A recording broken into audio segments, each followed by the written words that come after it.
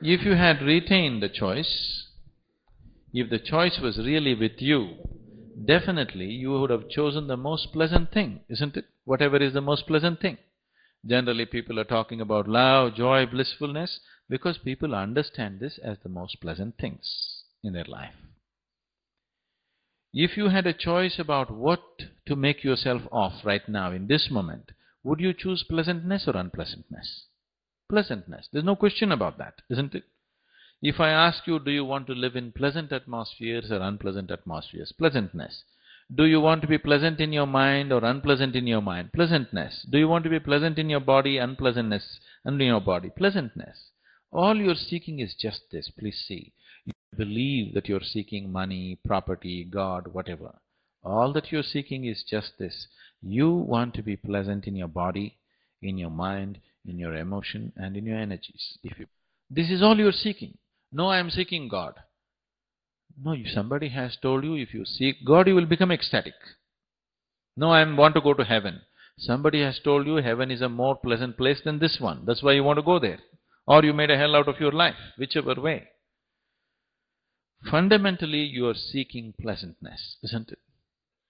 Now, this same scientist, because he talked about Emerson using the word Brahma, this scientist tried to look for a word to name the word, to name the chemical which is being received by the cannabis receptors in the brain.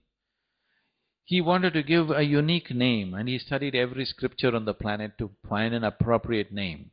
And the most beautiful thing is, no scripture on the planet, except from India, ever talks about bliss and ecstasy.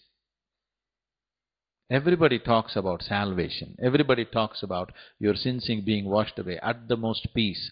Nobody talks about blissfulness and ecstasy.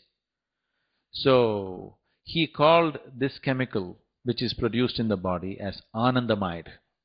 You know Ananda? Anandamide.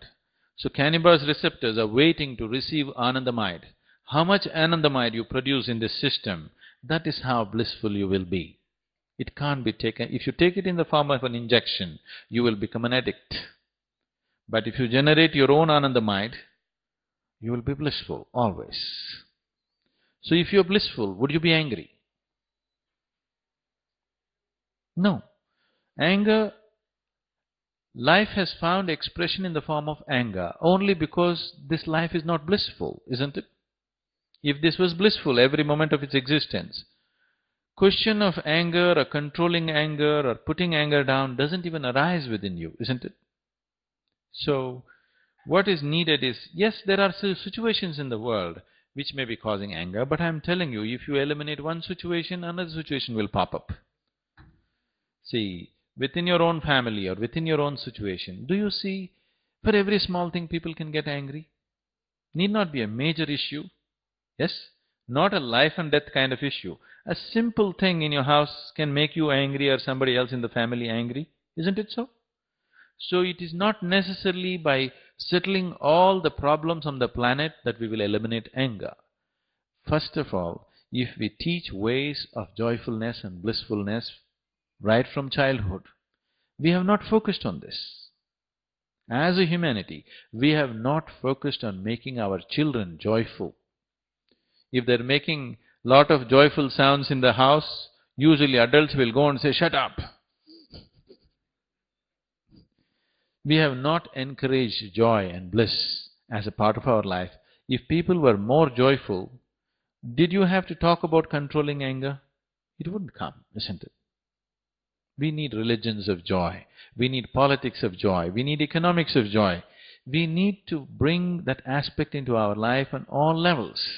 If that is not brought into our life in every possible way, and methods to keep the system joyful above all, because without that it will become a fake joy that you're pretending or you're trying to be joyful. Now, if you are producing enough Anandamide in your system, you would be joyful, isn't it? I can show you 1,000,000 people for whom we have taught how to produce more Anandamide in the system, that without any reason people are just happy. People think, oh, if they all become happy, they will become useless. It is not so. Please look at your own life and see. On a particular day when you are happy, are you willing to do more? Or on a particular day when you are unhappy, are you willing to do more?